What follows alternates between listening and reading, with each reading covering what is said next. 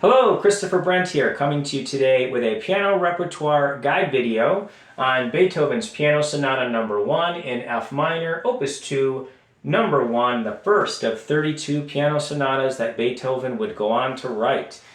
And my goodness, did he know what he was getting into when he started this work? Probably not. Now, this work was written in 1795. This is part of Beethoven's early period. We divide Beethoven's works into three periods: early, middle, and late. And each one of those periods is distinctive from one another. And this, of course, falls into the early period of Beethoven's compositions. Now, on a more broad scale, this was a work written in the classical period, and it was dedicated to the great composer Joseph Haydn, who Beethoven studied with.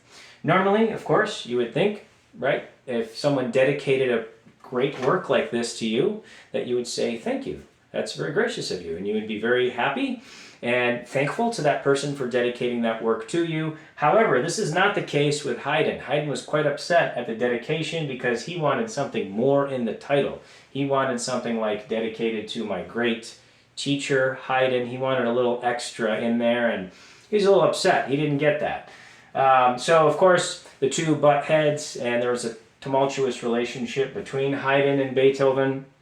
So, it was really quite something. Now, 4 movements.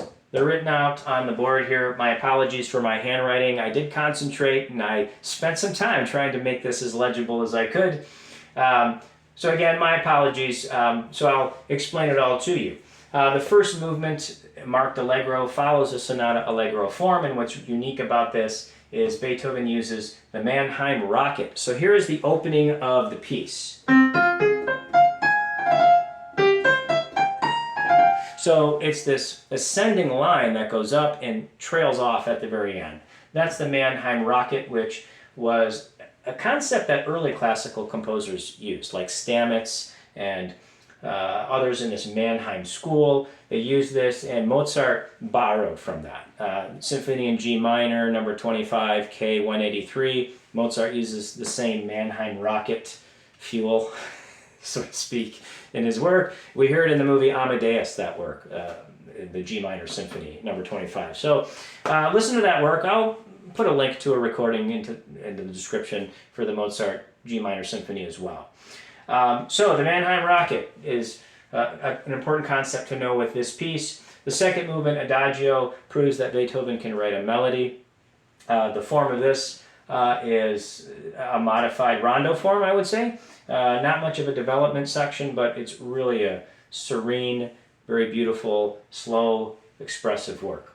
The third movement, Allegretto, is in minuet and trio form, and he uses this sinister minor feel in the minuet. The trio has this very happier, you could say, ray of light that comes in with the major section.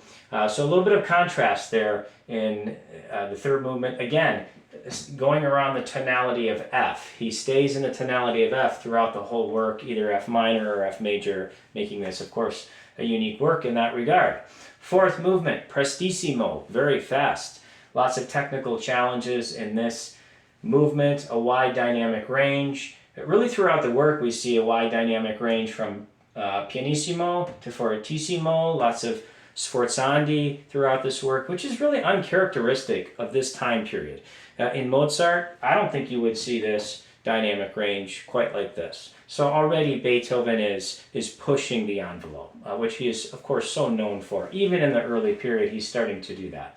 The fourth movement, of course, again, has those great technical challenges, lots of triplets, some 2 against 3 between the right hand and the left hand, so plenty of challenges in this piece. Now, if I had to give it a rating on a scale of 1 to 10 in terms of technical difficulty for the piano player, I would give it an 8. It's not the easiest of Beethoven's sonatas, and it's not the hardest, I would say, by any stretch. So it's probably not in the middle, but towards the easier end of the spectrum, I would say, of the 32 piano sonatas. It's something that I would say the early advanced pianist would have to work on, the technical challenges. The collegiate student or the graduate level student would be familiar with a lot of these types of challenges already. Of course, they're going to have to obviously practice the work as well at any level to get it performance ready. But I would say, yeah, by the time you're a collegiate graduate level student, you've seen these types of technical challenges before. So not the easiest, not the hardest. I'd give it an 8 out of 10. A great reference recording would be Alfred Brendel. Really, any of the Beethoven sonatas, you can't go wrong listening to Alfred Brendel. He gives a conservative, scholarly performance. It's a great place to start. Of course, there's many other great interpreters out there. I'll list some recordings in the description for you. There's a great lecture recital series that Andre Schiff did.